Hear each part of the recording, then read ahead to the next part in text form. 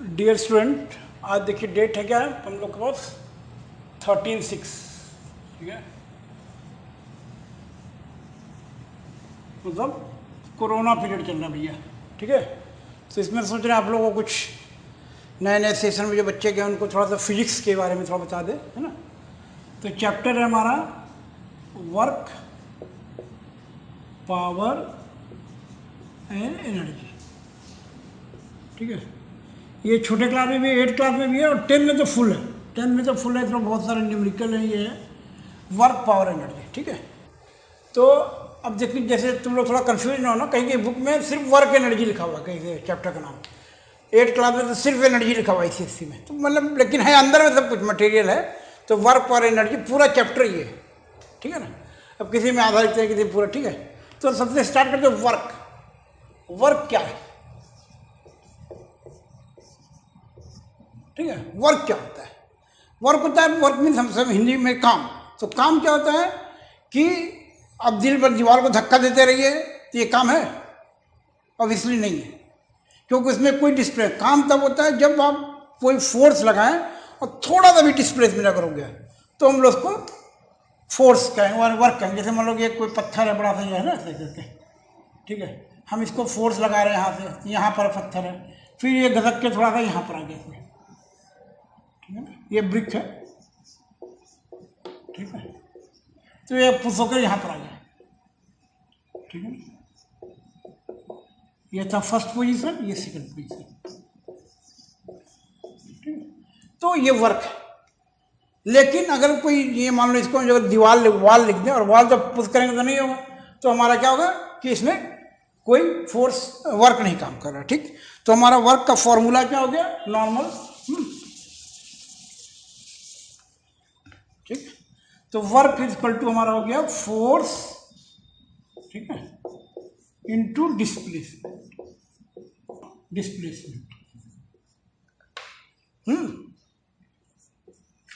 ठीक है। फोर्स का यूनिट क्या होता है? न्यूटन। और डिस्प्लेसमेंट है ना, डिस्टेंस, तो इसका यूनिट क्या होता है? मीटर। तो इसका यूनिट क्या होगा हमारा? न्यूटन मीटर, ठीक है। लेकिन हम लोग न्यूटन मीटर नहीं करते हैं, इसको हम लोग कहते हैं जूल, क्योंकि ये थ्योरी जो है जूल साइंटिस्ट है, उनको पूरा नाम याद नहीं आ रहे थे, तो उन्होंने अपना नाम पकड़ते, इनको इसका नाम पर इनका नाम हो गया, वर्क का हो गया जूल, ठीक है। तो वर्क बराबर force into displacement by newton metre, और इसका SI यूनिट हो गया हमारा जूल, ठीक। इसको हम लोग अगर ऐसे लिखें दूसरे, ये तो हम लोग बात कर रहे हैं जब हॉरिजॉन्टल काम कर रहे हैं कि कोई प्लेन सरफेस पे काम कर रहे हैं और फोर्स लगा रहे हैं, डिस्प्लेसमेंट हो रहा है। अगर इसी चीज को लोग वर्टिकल में ले लें, जैसे ऊपर से कोई पत्थर आ रहा है, यूँ गिर रहा है, ठीक है, स्टोन यहाँ से कोई गिर रहा है यहाँ पर, ठीक है, तब हमारा वर्क का फॉर्मूला क्या हो जाएगा? फोर्स का हमारा तो होता है mg, और डिस्प्लेसमेंट की जगह पर यहाँ पर हम लोग h लिख लेंगे, तो ये mgh, ये सेम फॉर्मूला, सेम चीज है। ये सिर्फ हॉरिजॉन्टल वर्क के लिए और ये हमारा वर्टिकल के लिए। मतलब आपको क्वेश्चन में, अगर क्वेश्चन कोई आता है तो उसमें देखना है कि क्या दिया हुआ है। अगर लिखा हुआ है m दिया हुआ है, हाइट दिया हुआ है ना, मास दिया हुआ, हाइट दिया है, g दिया, तो ये लगा देंगे। अगर आपको फोर्स और डिस्प्लेसमेंट दिया हुआ है तो ये लगा देंगे, ठीक है। तो ये फॉर्मूला है। एक इसका और भी फॉर्मूला होता है, इसी को हम लोग पढ़ेंगे, है ना, हाफ mv², ठीक है, हाफ mv², ठीक है। तो ये भी सेम ही चीज है, ये सेम चीज है। इसको आपको समझाते हैं। जैसे आप लोगों ने 9th क्लास में पढ़ा था, एक फॉर्मूला पढ़ा था, v² = u² + 2gh, ठीक है। तो अगर हम इनिशियल स्पीड को 0 मान लें, u इनिशियल स्पीड होता है, तो v² = 2gh, ठीक है। तो यहाँ पर अगर हम लोग v² की जगह देखो हाफ m इंटू v² की जगह 2gh लिख दें, तो ये 2 कैंसिल, तो mg आ गया, ठीक है। तो ये तीनों फॉर्मूला एक है, बट क्वेश्चन बनाने में ये ध्यान रखना हमको, ये हमें यूज में नहीं। जो हम लोग अगर कोई पूछेगा फॉर्मूला का तो हम लोग ये लिखेंगे, बट अगर कहीं न्यूमेरिकल बनाने का आ गया, कोई क्वेश्चन आ गया, तो उसमें ये देखना कि वो क्या दिया हुआ। अगर मास जी और मास और एज दिया हुआ है तो ये लगा देंगे, मास और वेलोसिटी दिया है तो ये लगा देंगे, फोर्स इनटू डिस्प्लेसमेंट है तो ये नहीं कि अब एक ही फॉर्मूला रटा हो तो क्या बने, है ना।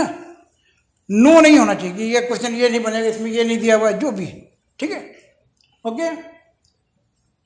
अच्छा एक चीज़ और है, एक और बता दें आपको। एक जैसे हम लोग कहावत सुने हैं पुराने ज़माना में कि जब काम सीधी उंगली से ना हो निकले घी तो इसको टेढ़ी उंगली कर लो। तो इसको साइंस भी मानता है इस चीज़ को कि कोई काम सीधा ना हो तो थोड़ा सा टेढ़ा कर। तो इसका एक फॉर्मूला ये भी होता है वर्क का, FD cos थीटा। अब cos थीटा ये 10th में जो बच्चे नए गए हैं उनको शायद पता, ICSE में तो होगा पता, लेकिन जो CBSE के बच्चे उनको नहीं पता होगा। तो आप ऐसे समझ लो, मैं समझाते हैं। जैसे कोई बहुत बड़ा टेबल है, बहुत बड़ा भारी है, अब उसको आपको पुश करना है, ठीक है। तो पुश करना कैसे कर पाओ, मान तुम नहीं कर पा रहे हो, है ना, कोई भी काम और करना आप ही को, ही नहीं कि किसी फ्रेंड को लगा। जैसे किसी बच्चे पूछे मैंने क्या तो पापा को लाना, मम्मी को ऐसे ही करना है। आपको क्या करना है, एक एंगल से एक साइड से हल्का सा थोड़ा सा उठा दो और उठा के धक्का दे दो या उठा के अपने तरफ खींच लो तो ये आ गया। तो ये होता है कॉस का मतलब ये होता है ना। जो बच्चे ट्रिग्नोमेट्री नहीं है तो उसके लिए बता रहे हैं, ट्रिग्नोमेट्री को नहीं पता है ना, क्योंकि ये जो होता है कॉस वो होता है बेस अपॉन हाइपोटेन्यूज। तो बेस से थोड़ा सा किसी चीज को टर्म में उठा दो और उसका धक्का दे दो या खींच लो तो पुश हो जाएगा। ऐसे डायरेक्ट करो तो नहीं, बहुत हैवी है। तो ये चीज़, ये जो कहावत चलता है कि ये सीधी उंगली से ना निकले टेढ़ी कर लो, तो ये इस चीज़ को मानता है, ठीक है। FD cos किया, देखो 4 फॉर्मूले हुए, ए वर्क बराबर फोर्स इंटू डिस्प्लेसमेंट, वर्क बराबर mgh, वर्क बराबर हाफ mv स्क्वायर और वर्क बराबर FD cos किया, ठीक है, क्लियर। अब कंडीशन ये पूछते हैं कि क्या कंडीशन होगा कि वर्क नहीं होगा या वर्क होगा। चलो मान वर्क होगा, तो वर्क होने का क्या कंडीशन है, ये पूछ जाता है। इस तरह के क्वेश्चन आजकल ज्यादा आते हैं, फैक्टर अफेक्टिंग द वर्क या factor to be complete work. तो पहला है इसमें कि फोर्स लगना चाहिए, बिना फोर्स का नहीं होगा, फोर्स इज एप्लीकेबल, ठीक है ना। और दूसरा कंडीशन है कि फोर्स लग रहा है तभी डिस्प्ले, जैसे दीवार वाली बात करते हैं कि दीवार को धक्का देंगे तो नहीं होगा। तो इसके लिए है कि डिस्प्लेसमेंट, या इसको आप लोग डिस्टेंस भी लिख सकते हैं वैसा जी, है ना, इज कंपल्सरी, ठीक है, डिस्प्लेसमेंट इज कंपल्सरी,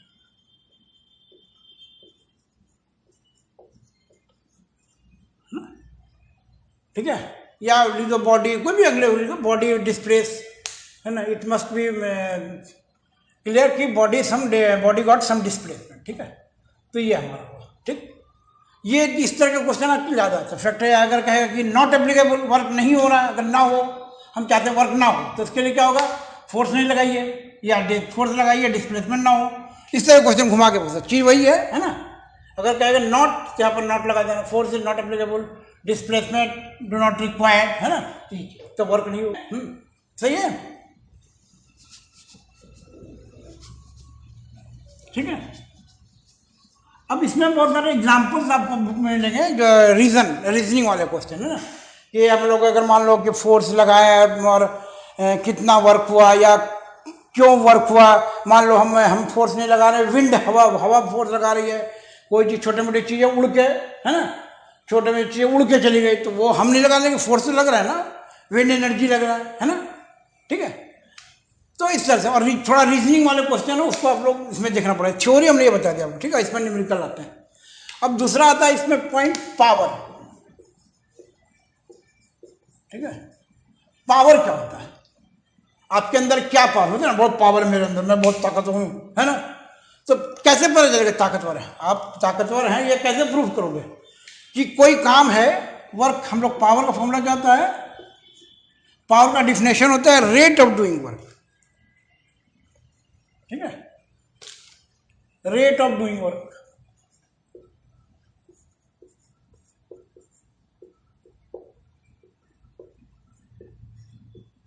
ठीक है।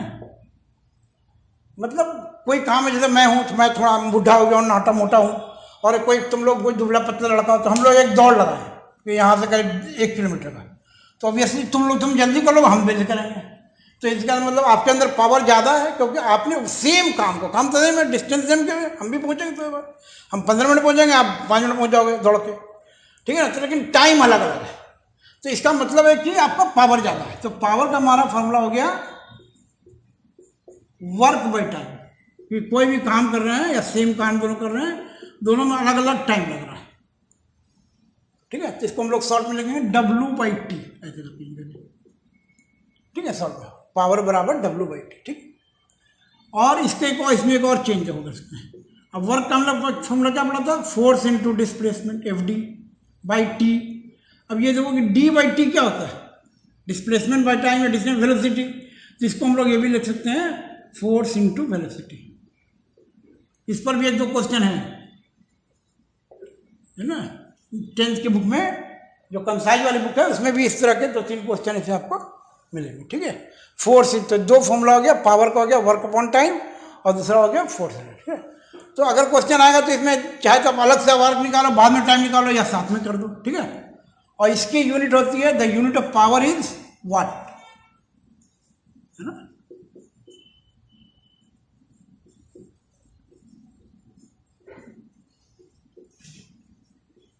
WA/T, ठीक है। ये साइंटिस्ट में आपने नाम साथ सुना हो, जेम्स वाट, तो उन्होंने ये सब पूरा, और भी कहूँगा मैंने, बेसिक इनका कंसेप्ट है। पावर कैसे निकलेगा, पावर मैंने कोई भी काम कितना जल्दी हो रहा है, सेम काम अगर 2 आदमी कर रहे हैं, 4 आदमी कर रहे हैं, तो कौन, जैसे कोई हम लोग जैसे दौड़ करते हैं स्कूल में, स्पोर्ट्स करते हैं, तो जो फर्स्ट हो उसका ज़्यादा पावर है भाई, पावरफुल है। जो फर्स्ट है ऑब्वियसली पावरफुल ज़्यादा है सेकंड वाले से, तो ये चलता है, ठीक है। अब आता है लास्ट में हम लोग का एनर्जी, ठीक है। तो किसी की बुक में मैंने बताया था खाली एनर्जी हेडिंग होगा, तो एनर्जी मतलब आपको पढ़ना पूरा पड़ेगा, हेडिंग अलग बात है। एनर्जी, ठीक है। एनर्जी क्या होता है, इसके डेफिनेशन है, simple definition, capacity of doing work, ठीक है ना, डूइंग वर्क, ठीक है, ठीक। जैसे हम जाते हैं, जैसे कोई रेस हुआ, अब उसमें 3 लड़के दौड़ रहे हैं, पहला एक दिन रेस हुआ, अभय, अंकित, है ना, अनूप, कोई लड़का दौड़ रहा है, ठीक। तो अभय फर्स्ट हो गया, ठीक। फिर दूसरा दिन वो ट्रायल रेस हुआ, है ना, आज मैंने फाइनल नहीं है, तो इसमें ये फर्स्ट हो गया। अब दूसरे दिन बाई चांस क्या हुआ, इसकी तबीयत खराब हो गई, या थोड़ा इंजोर्ड हो गया कुछ, तो ये दौड़ नहीं पाया, ठीक है ना। तो कौन फर्स्ट हो जाएगा, मान लो इन दोनों में कोई फर्स्ट हो जाएगा, ठीक। इसका मतलब क्या है ना, कि इसके पास पावर तो था, क्योंकि एक दिन इसने दौड़ा, फर्स्ट हुआ, लेकिन जिस दिन फाइनल डे है उस दिन उसको एनर्जी नहीं है, उसकी तबीयत खराब हो गई, उसको एनर्जी लौट, तो उस दिन उसकी कैपेसिटी नहीं है, he is capable, but that day, मतलब जिस दिन फाइनल को है ना। जैसे कोई तुम सुनते हो कि कोई बहुत बच्चा बहुत तेज है, लेकिन एग्जाम के दिन उसको फीवर हो गया, नहीं एग्जाम दिया तो गड़बड़ हो गया सब, है ना। तो ये चीज़ है, एनर्जी का मतलब वो कैपेसिटी ऑफ डूइंग वर्क, कितनी कैपेसिटी है आपको काम करने का आज, अभी जिस समय जो काम हो रहा है, वो जो नहीं कि आपको हरदम, है ना। कोई दुबला पतला बच्चा उस दिन एक दिन बहुत चक्कर से दौड़ गया, वो फर्स्ट हो गया, है ना। तो कैपेसिटी था उसके अंदर, ठीक है। ये हो गया मेन फॉर्मूला। इसकी भी एसआई यूनिट होती है जूल, ठीक है। और इसका अच्छा, एनर्जी जो होते हैं बहुत तरह के होते हैं, वेट टाइप से, इसमें 2 मेन है ना। पहला आपको होता है पोटेंशियल एनर्जी, ठीक है। दूसरा होता है काइनेटिक एनर्जी,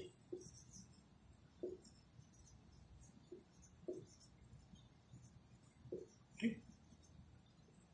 तो पोटेंशियल का मतलब होता है कोई चीज रुका हुआ स्थिर है, तो उसमें भी फोर्स लगता है, उसमें भी बहुत एनर्जी रिक्वायर्ड है।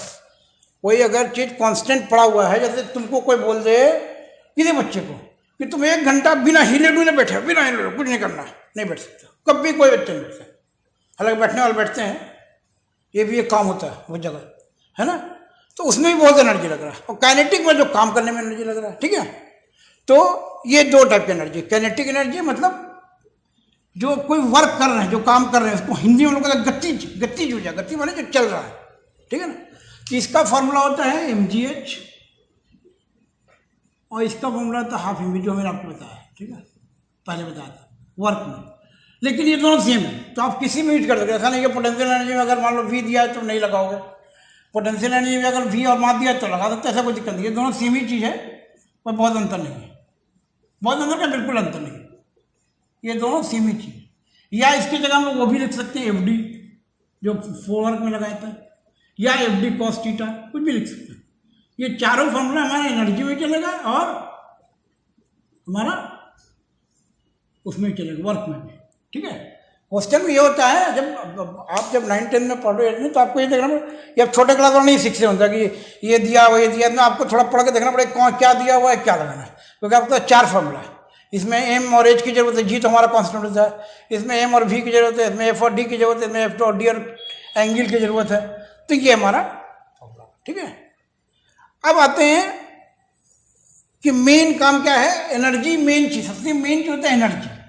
कोई भी जो भी दुनिया में हम लोग सिस्टम चल रहा है, जो भी काम हो रहा है, वो सब एनर्जी पर डिपेंड है।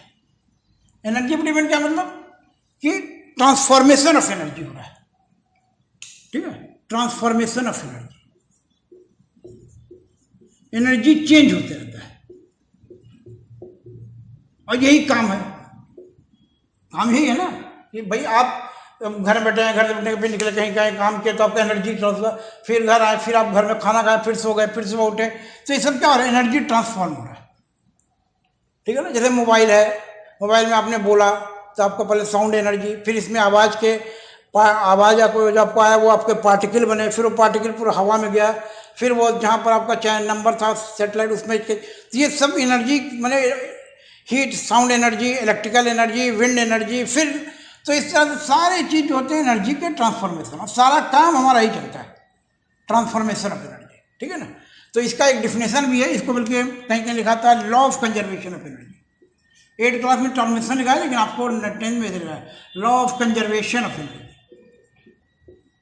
ठीक है।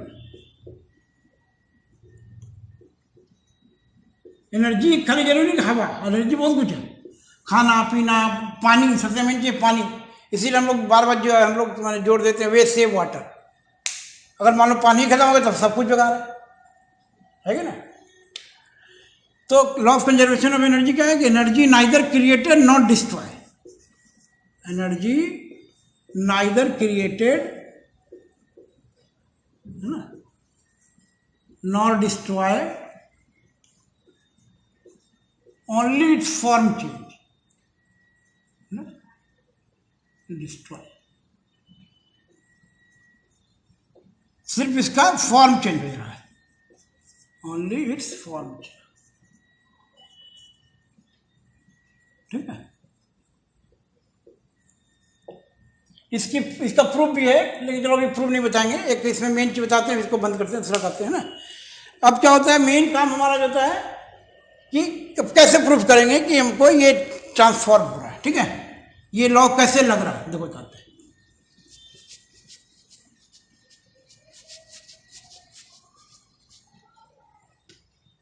जैसे आपने घर में मोटर लगाया, ठीक है, पंप पानी चढ़ाने के लिए इलेक्ट्रिक मोटर लगाया, ठीक, आपने इसमें प्लग में लगाया, ऑन कर दिया तो इलेक्ट्रिक एनर्जी लगा, ठीक है, इलेक्ट्रिकल दिया ना, इलेक्ट्रिकल एनर्जी लगा, प्लस थोड़ा उसके अंदर मशीन वशीन लगा तो मैकेनिकल एनर्जी भी आ गया, मोटर के अंदर थोड़ा मैकेनिकल एनर्जी क्या हुआ ना। लेकिन उसको तो हम लोग कौन नहीं करेंगे, तो हमने पानी मोटर लगाया और इलेक्ट्रिक दिया तो क्या हुआ, पानी यहाँ से नीचे से ग्राउंड फ्लोर से ऊपर थर्ड फ्लोर फोर्थ फ्लोर जितना जाना चला गया, तो हमारा क्या हुआ, electric energy convert to mechanical energy, ठीक है। तो ये सब इस तरह के आपको क्वेश्चन आते हैं, सर क्वेश्चन बहुत आते हैं, क्वेश्चन पक्का आता है बोलना कि दो आपको दिया रहेगा कि ये name a device which change electric energy to convert energy mechanical energy, या electric energy to sound energy. जैसे माइक में क्या करते हैं, इलेक्ट्रिक हमने दिया फिर बोला तो हमारा electric energy change into mic, जब लाइट चला गया तो कट बिल खुल जाता है ना, साउंड एनर्जी। तो इस तरह के आपका करीब ये पेज में लिखा हुआ, एक पन्ना पूरा खाली इसी में लिखा हुआ है, टू साउंड एनर्जी, ठीक है। और ये सब जितने भी हैं सब काइनेटिक एनर्जी के टाइप है। Electrical energy, sound energy, mechanical energy, muscular energy. अब हमारे हाथ में होता है तो हम मस्कुलर कोई काम नहीं होता मस्कुलर से कर सकते हैं, मस्कुलर एनर्जी भी होता है ना। Water energy. और सबसे इम्पोर्टेंट सबसे इम्पोर्टेंट क्या कौन सी एनर्जी है बताइए? सबके बॉस कौन है? Solar energy. एनर्जी में भी सबके बॉस कौन है? Solar energy. क्योंकि सन सबसे मेन चीज है, अगर सन नहीं है तो कुछ भी नहीं है भाई। सन नहीं होगा, अगर मान लो सन ना हो तो दिन रात पूरा नहीं पता चलेगा वो कब दिन हो रहा है कब रात हो रहा है। जब दिन रात नहीं होगा तो आपको एनर्जी कहाँ से मिलेगा, है ना। आपको अनाज नहीं पैदा होगा, अनाज नहीं पैदा हो खाओगे क्या, खाओगे क्या तो कम क्या करोगे, है ना। तो जानवर कहाँ से आएंगे जब अनाज ही नहीं होगा। तो ये सोलर एनर्जी मेन है, ठीक है। लेकिन अभी तक जो हो रहा था, अभी हम लोग सोलर एनर्जी पर मैंने ऐसे कर, अब जो है ज़्यादातर सोलर एनर्जी की बात होती है। सोलर एनर्जी से हम लोग बहुत अच्छी बनाते हैं, सोलर सेल, सोलर पैनल, है ना, सोलर कुकर, ये सब चीज़ में कोई पैसा भी नहीं लगता, एक बार लेके लगा लो फिर क्योंकि आपका सिर्फ सन रे जाएगा, सन रे से काम करता रहेगा।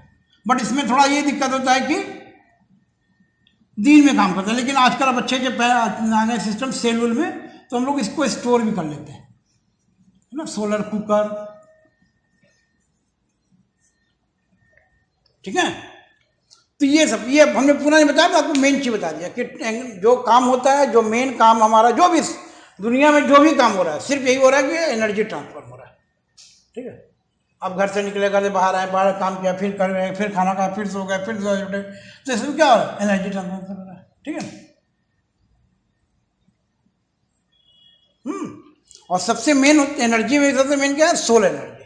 कि सोलर एनर्जी में आपको बहुत ज़्यादा एनर्जी मिलता है और फ्री ऑफ कॉस्ट, कोई इसका पैसा नहीं लग रहा है।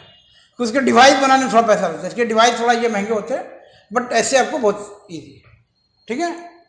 तो ये आपका इसका एक प्रूफ है, वो कभी मौका मिलेगा बता देंगे आपको, law of conservation of energy का, ठीक है।